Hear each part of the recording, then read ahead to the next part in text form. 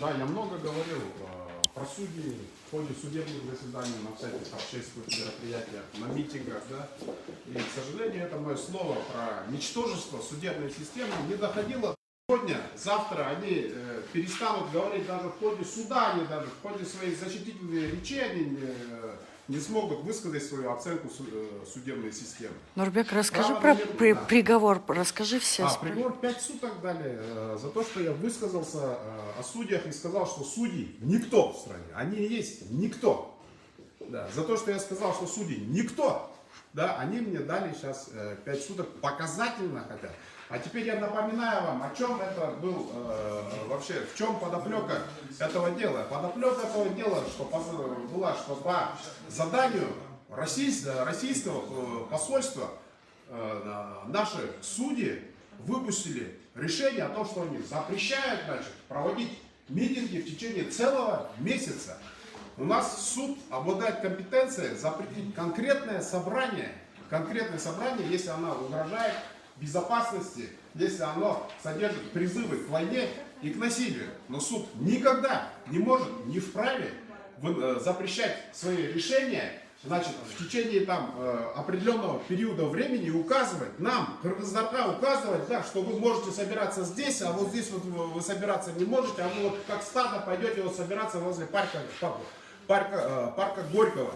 Я хочу сказать, обратиться к верховной власти, что ваша, да, всегда традиционно, да, что вы еще стоите на своих местах до тех пор, да, пока общество верит в вас, пока в обществе еще не накоплено достаточно напряжения, да, и если вы даете возможность людям выйти, высказать свой протест, да, подать свои сигналы, я, когда защищаю право на мирные собрания, я защищаю верховную власть для того, чтобы агрессия общества, наразычылығы, молдай,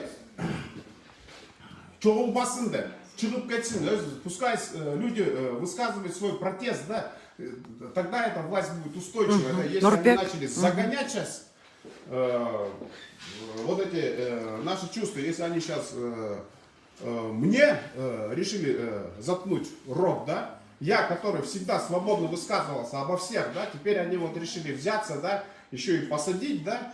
Я высказываю приговор не только вот этим всем прокурорам, милиционерам, вот этим судьям, да, я скажу, да, что с того момента, как вы попытаетесь кыргызам заткнуть рот, потому что право на митинги, право на собрание, это продолжение права на свободу слова. Да.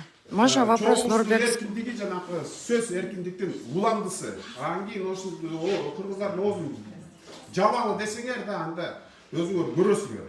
Нурбек, скажи, вот по твоему конкретно сейчас делу, что неправомерного было в этом решении? Какие статьи нарушены при вынесении этого приговора, а арест на 5 суток? Во-первых, я осуществлял свою адвокатскую деятельность, я присутствовал на этом мирном собрании возле российского посольства. Я осуществлял адвокатскую деятельность, был в качестве адвоката Азиза Абдурасулова, Дуруша Токтунасырова и Динара Шурахудова. Именно поэтому я там больше всего на этом собрании разговаривал, милиция не забрала меня, они значит, взяли, оформили протокол, забрали в РОВД, значит, Динара Шурахунову, Азизу Эже и Дуруша Токтунасырова. Меня они не забрали, потому что они видели и они подтвердили в суде, что я там осуществлял адвокатскую деятельность, я разговаривал с милиционерами, я разговаривал с участниками собрания, я урегулировал, я сказал им, да, что все, они просят вот вас разойтись, вы будете расходиться, да? Они сказали, что мы хотим встретиться с прокурором. Милиционеры меня обманули. Они сказали, что сейчас прокурор приедет в Первомайский РОВД и обманом их забрали. Да? А я им сказал, что сейчас прокурор, я им передал слова милиционера, то есть взял на себя ответственность за них. И вот после этого они обманом, значит, пошли, на них протокол оформили. Еще, обманом хотели меня туда затащить. Потом здесь оформили, да, и... То есть, во-первых, я осуществлял адвокатскую деятельность. Во-вторых, значит, в составе правонарушения мелкое хулиганство означает это нецензурная брань, которая нарушила общественный порядок. Во-первых, значит, брань была, это совершенно цензурная, я сказал, что они никто, да, эта брань была совершенно литературная, цензурная.